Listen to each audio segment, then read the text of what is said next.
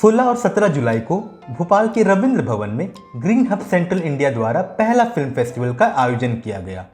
इस फेस्टिवल में green hub central India के फेलोशिप प्रोग्राम के पहले बैच की 17 फेलोज की फिल्में दिखाई जानी थी। 10 महीने के कठिन ट्रेनिंग से गुजरे इन फेलोज के लिए इस फेस्टिवल के बड़े मायने थे। मध्य प्रदेश, छत्तीसगढ़, झारखंड, राजस्थान के रहने वाले ज़्यादातर फेलोज ग्रामीण, आदिवासी और अन्य वंचित समुदाय से आते थे। शहरी संपन्न आबादी के लिए तो फिल्म बनाने हेतु महंगे फिल्म स्कूल के दरवाजे खुले रहते हैं। उन्हें महंगे उपकरण के लिए भी संघर्ष नहीं करना पड़ता। लेकिन इन फेलोज के लिए ये पहला मौका था जब वे कैमरा हाथ में पकड़ रहे थे। फेस्टिवल के उद्घाटन समारोह से पहले ग्रीन हब की फाउंडर रीता बनर्जी ने ग्रीन हब के बारे में जानकारी देते हुए बताया। थोड़ा ग्रीन हब के बारे में बताती हूँ, जो नॉर्थ ईस्ट में शुरू हुआ था। Actually green hub north east 2015 में शुरू हुआ था और अभी हमारे 6 बैचेस वहाँ ऑलरेडी हैं। There is a network of 108 fellows जो नॉर्थ ईस्ट के 8 स्टेट से हैं। इसको हम लोग ने इसलिए शुरू किया था कि हम पर्यावरण संरक्षण की और रूरल डेवलपमेंट की जब हम बात करते हैं तो आई फील कि यूथ हमारे जो हैं, युवा जो हैं, they are a very important part of it. लेकिन जब हम बोलते हैं ये तो कैसे उस चीज़ को कैसे एनेबल किया जाए। ग्रीन हब का उद्देश्य है जैव विविधता, पारंपरिक ज्ञान, प्राकृतिक संसाधनों के संरक्षण में ग्रामीण और आदिवासी युवाओं को शामिल करना, सशक्त करना और डिजिटल रूप से लैस करना। उत्तर पूर्वी राज्यों में लंबे समय से काम कर रहे ग्रीन हब ने 2021 में मध्य भारत में अपने फेलोशिप कार्यक्रम का विस्तार किया। मध्य भारत में green hub Bharat rural livelihood mission, जो केंद्र सरकार की ग्रामीण विकास मंत्रालय के अंतर्गत रजिस्टर्ड सोसाइटी है, और महाशक्ति सेवा केंद्र के साथ मिलकर यह फेलोशिप कार्यक्रम चला रही है। कार्यक्रम के उद्घाटन स्पीकर पद्मश्री अवार्ड से सम्मानित मशहूर भाषाविद और पूर्व प्रोफेसर जीवन डेवी थे। उन्होंने कहा कि आज मनुष्य और प्रकृति की लड़ाई में मनुष्य आर्टिफिशियल इंटेलिजेंस की मदद से खुदा बनना चाहता है और पूरे विश्व को कंट्रोल करना चाहता है। लेकिन इस विकास के मॉडल के विपरीत आज आदिवासी समुदाय ही दुनिया को रास्ता दिखा सकता है। लेकिन आदिवासी का विजडम जो है, वही विजडम, वही गहरा विजडम, डीप थिंकिंग दुनिया को बचा पाएगा। और ग्रीन हब में आप जो काम कर रहे हैं वो काम है। इसलिए आप केवल सेंट्रल इंडिया और नॉर्थ ईस्ट इंडिया ये काम नहीं कर रहे, आप central to the human existence काम कर रहे हैं। That's why I want to salute you. कार्यक्रम की शुरुआत में झारखंड में कार्यरत एक आस्था फाउंडेशन की एक आस्था बैंड ने झारखंड की मिट्टी से जुड़े सांस्कृतिक गीत पेश किए। चला भाई बहन चला, गज के बचा चला, चला भाई बहन चला, मिल के बचा चला, चला रे चला भैया, गज के बचाए, चला रे चला बहन, गज के बचाए। एक आस्था फाउंडेशन स्कूलों में विकलांग बच्चों को संगीत के माध्यम से सशक्त करता है। दूसरी ओर एक आस्था फाउंडेशन बेदिया समुदाय के साथ भी रोजगार जैसे मुद्दों पर काम करता है। उनके काम पर आधारित फिल्म एक आस्था जान और जंगल पहली फिल्म थी जिसकी फेस्टिवल में स्क्रीनिंग हुई। पहले सत्र में झारखंड में हाथी और मनुष्य के बीच के संघर्ष को काफी संजीदगी से पेश किया गज ढूंढ रहे गलियारा नामक फिल्म ने। फिल्म का निर्देशन झारखंड के साहेब राम और एक अन्य फेलो नरेंद्र ने किया। झारखंड में बीते 11 सालों में 800 लोगों की मौत हाथियों के कारण हुई है। वहीं बीते 8 सालों में करीब 60 हाथियों ने भी अपनी जान गंवाई है। हाथियों के गांव में घुसने से जान माल दोनों का नुकसान देखा जा रहा है। फिल्म ग्रामीणों एक्सपर्ट से बातचीत करते हुए इस समस्या की जड़ तक पहुंचने की कोशिश करती है। वनों की कटाई, माइनिंग के कारण हाथियों का आवास नष्ट हो रहा है। इसी कारण मानव एवं हाथी के बीच टकराव बढ़ रहा है। हर फिल्म को फेलोज ही प्रेजेंट कर रहे थे। वे फिल्म की स्क्रीनिंग से पहले अपना परिचय देते थे, साथ ही फिल्म की थोड़ी जानकारी देते। फिल्म की स्क्रीनिंग के बाद ऑडियंस से सवाल जवाब का सत्र था। दर्शकों के मन में कई सवाल होते थे, जैसे कि शूट के दौरान किन चुनौतियों का सामना उन्हें करना पड़ा आदि। फिल्म में दर्शाए मुद्दे से आधारित सवालों का जवाब फेलोज के अलावा सहयोगी जमीनी संगठन के कार्यकर्ता भी दे रहे थे। ज्यादातर फेलोज दर्शकों के सवालों के जवाब काफी आत्मविश्वास से दे रहे थे। हाँ, कुछ फेलोज को जरूर पहली बार बड़े मंच पे बोलने में हिचक हो रही थी, लेकिन दर्शकों के मनोबल बढ़ाने के कारण वे अपनी बात रख पाए। पहले दिन मध्य प्रदेश के पूर्व मुख्यमंत्री और राज्यसभा सांसद दिग्विजय सिंह भी पहुंचे और प्रकृति संरक्षण पर जोर देते हुए कहा कि प्रकृति ने हमें सब कुछ दिया है और उस प्रकृति का संरक्षण करते रहे तो ना गरीबी आएगी और ना भुखमरी होगी और ना किसी प्रकार का संकट होगा। लेकिन जैसा कि महात्मा गांधी ने कहा है कि there is enough for everyone's need but not enough for everyone's greed. भोजन के बाद एक सत्र के विषय का नाम था स्टोरीज बिहाइंड अ फिल्म, जिसमें मशहूर फिल्मकार कृष्णेंदु बोस ने अपनी बात रखी। उन्होंने अपने 30 साल के फिल्म मेकिंग करियर के सफर को काफी रोचक तरीके से बताया। उन्होंने भारत में पर्यावरण संरक्षण के नाम पर पीछे की राजनीति के बारे में भी बताया और कहा कि किस तरह से वह राजनीति उनकी कहानियों में भी बयान होती है। कृष्णेंदु बोस ने भारत में शेरों के संरक्षण के मुद्दे पर कई सारी डॉक्यूमेंट्रीज बनाई है।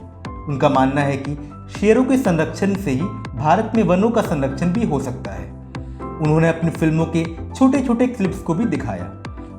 उन्होंने डॉक्यूमेंट्री फिल्म मेकिंग के क्षेत्र में कदम रख रहे लोगों को सलाह दी कि सच की तलाश में रहे। हिम्मत रखने के अलावा फिल्मकार के लिए जिज्ञासु होना भी काफी जरूरी है, तभी कई सारे नए एंगल वे फिल्मों में दिखा सकते हैं। पहले दिन के आखिरी सत्र में मध्य प्रदेश की SPS कम्युनिटी मीडिया संस्था द्वारा निर्मित डॉक्यूमेंट्री फिल्म पी फॉर प्याज, पी फॉर पैसा, पी फॉर पानी नामक फिल्म का प्रदर्शन हुआ। आप जमीन के नीचे जो पानी है उसके बारे में जानने की कोशिश करेंगे कि भारत में जो 100% पानी का जो हिस्सा है उसमें से 90% पानी खेती में इस्तेमाल होता है। तो पानी जो आज की जो खेती हम कर रहे हैं उसमें कैसा उस पानी का दोहन हो रहा है, तो वो फिल्म में आपको देखने को मिलेगा। फिल्म में मध्य प्रदेश के नर्मदा घाटी क्षेत्र में किसानों द्वारा मालवा पठार में प्याज की खेती से पानी का अत्यधिक दोहन किया जा रहा है, जिससे इस कीमती प्राकृतिक संसाधन का स्तर घट रहा था। फिल्म को काफी सराहना मिली। दूसरे दिन के पहले सत्र में देवेश सिंह, अजय भूरिया की बंजारी और विजय ट्रामटेके और नरेंद्र पारदी की उमरिया फिल्म की स्क्रीनिंग हुई। दोनों ही फिल्में मध्य प्रदेश सरकार के इको टूरिज्म बोर्ड के साथ इंटर्नशिप के दौरान बनाई गई थी। मध्य प्रदेश सरकार द्वारा वनस्पति और वन प्रजातियों के संरक्षण और टूरिज्म को बढ़ावा देने के उद्देश्य से कई इको टूरिज्म साइट्स बनाया गया। दोनों फिल्मों ने बंजारी, शिवनी, उमरिया जैसे कुछ इको टूरिस्ट साइट्स में हो रहे संरक्षण प्रयास को दर्शाया। सबसे अच्छी बात यह है कि इन फिल्मों को इको टूरिज्म बोर्ड द्वारा प्रमोशनल फिल्म के तौर पर भी इस्तेमाल किया जाएगा। फेलोज आरती सिंह और अरविंद दोहरे की फिल्म पहाड़ से बने पहाड़ी कोरवा छत्तीसगढ़ के सरगुजा में पहाड़ी कोरवा समुदाय में शादी की अनोखी परंपरा पर एक ऑब्जर्वेशनल फिल्म थी। फिल्म ने समुदाय के खान पान, वेशभूषा, रीति रिवाज आदि जैसे कई चीज़ों का बेहतरीन तरीके से चित्रण किया। फिल्म के माध्यम से कोरवा जनजाति की लैंगिक समानता की बात भी पता चली। Green hub north east fellows रह चुके डेचिन और पेम्बा द्वारा फिल्म ब्लैक नेक क्रेन का प्रदर्शन भी किया गया। डेचिन और पेम्बा अरुणाचल प्रदेश के रहने वाले हैं और उनकी फिल्म ने सैंड माइनिंग के कारण अरुणाचल प्रदेश में ब्लैक नेक क्रेन के विलुप्त होने की समस्या को उजागर किया। ब्लैक नेक क्रेन को लोकल समुदाय पवित्र मानता था, लेकिन आज बढ़ती लालच और वैकल्पिक रोजगार के अभाव में लोग बालू की माइनिंग करने को मजबूर है। बॉर्डर क्षेत्र में रोड बनने से भी बालू की मांग बढ़ी है, जिससे माइनिंग का विस्तार हुआ है। फिल्म के प्रदर्शन के बाद यह बात उभर कर आई कि प्रकृति संरक्षण के साथ समुदाय को वैकल्पिक रोजगार के साथ जोड़ने की भी जरूरत है, नहीं तो समुदाय माइनिंग को मजबूर होगा। विख्यात अर्थशास्त्री और ग्रीन हब सेंट्रल इंडिया के सहयोगी संस्था BRLF के अध्यक्ष मिहिर शाह ने बताया कि आज देश में 12 करोड़ आदिवासी है, वहीं 75% आबादी मध्य भारत की पट्टी के 10 राज्यों में रहते हैं। 10 राज्यों में BRLF ने काम इसलिए शुरू किया क्योंकि विकास के मापदंड में यानी शिक्षा, स्वास्थ्य, पोषण, भुखमरी में आदिवासी सबसे निचले पायदान में है। देश को आज़ाद हुए 75 वर्ष हो गए, अब भी उनकी दयनीय हालत है। आदिवासी समाज सबसे जागरूक है, चुनाव में सबसे ज़्यादा वोट देने आदिवासी ही जाते हैं, लेकिन दुख की बात है कि सरकार उनकी बात सुनती नहीं, इसलिए उनकी लोकतंत्र में आस्था कम हो रही है। उन्होंने चिंता जाहिर की कि देश में आदिवासी नेतृत्व की कमी है, इसलिए BRLF ने यह पीड़ा उठाया है कि वे उन क्षेत्रों में काम करें जहां स्थिति खराब है और आदिवासियों की संख्या ज़्यादा है। आदिवासी नेतृत्व को विकसित करने में अपनी भूमिका निभाएं। उन्होंने खुशी जाहिर किया कि वे इन फेलोज में आदिवासी समुदाय का भावी नेतृत्व देखते हैं। फेस्टिवल के समापन संबोधन में मशहूर सोशल एंथ्रोपोलॉजिस्ट डॉक्टर M.A. कलाम ने फेलोज के डेडिकेशन का तारीफ किया और कहा कि इस फेस्टिवल में ट्रेनिंग का रिजल्ट सामने आ रहा है। उन्होंने कहा कि बच्चों ने प्रतिकूल परिस्थितियों में सुदूर क्षेत्रों में जाकर काफ़ी बेहतरीन प्लानिंग के साथ फिल्में बनाई। उन्होंने कहा कि फेस्टिवल का अनुभव शानदार रहा और देश भर के विभिन्न क्षेत्रों और समुदायों को नज़दीक से देखने समझने का मौका मिला। आखिरी सत्र में ग्रीन हब सेंट्रल इंडिया के 2022-23 बैच के फेलोज को मंच पर बुलाया गया। उन्होंने अपना परिचय दिया और इस फेलोशिप से जुड़ने का उद्देश्य भी बताया। कार्यक्रम के अंत में पहले बैच के सभी फेलोज को सर्टिफिकेट प्रदान किया गया। 2 दिन का यह फेस्टिवल पुराने और नए बैच के बच्चों के लिए यादगार लम्हा था। कई फेलोज ने अपनी बात रखते हुए कहा कि सभी को पुनः नमस्ते। मैं जैसे कि बस्तर से आया हूँ, मुझे ये नहीं पता था कि डॉक्यूमेंट्री फिल्म बनती कैसे है या फिर उसके बारे में कुछ नॉलेज मैं कोई ले पाया था। जो ये 2 दिन की जो फिल्म जो देखी मैंने, तो ये समझ में आ रहा है कि हालांकि मैं पर्यावरण से थोड़ा जुड़ा हुआ हूँ, तो मैं ऐसा लग रहा है कि आगे अगर डॉक्यूमेंट्री फिल्म मैं अच्छे से बना पाता हूँ तो निश्चित ही ये जो वीडियोग्राफी के माध्यम से लोगों तक की बात पहुंचाने की ये जो स्कीम है वो बहुत कारगर होगा। और इतना ही कहना लगता है कि हम लोग जिस चीज़ के लिए यहाँ पे आए थे ग्रीन हब में, कि हम डॉक्यूमेंट्री फिल्म बनाकर हम लोगों तक पहुँचाएंगे और उनको मतलब अगर हमारी फिल्म उनको समझ में आ रही है तो इससे बड़ी खुशी की बात कुछ नहीं हो सकती।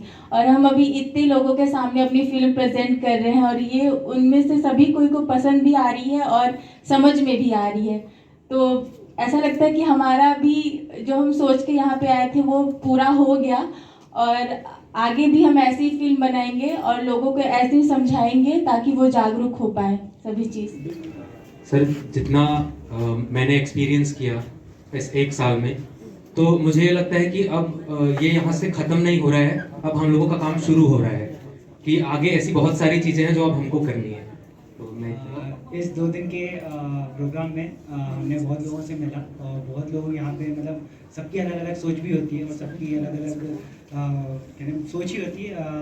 हमने उनको भी देखा, उनसे मिला, उनको जाना, तो यही है कि अलग अलग सोच से हमें अलग अलग कुछ सीखने को ही मिलता है और उसी सोच को ही हम अपनी फिल्मों में डालते हैं और फिल्म के माध्यम से वो लोगों को समझाते हैं। ग्रीन हब सेंट्रल इंडिया के इस पहले फेस्टिवल ने एक नई लकीर खींची है।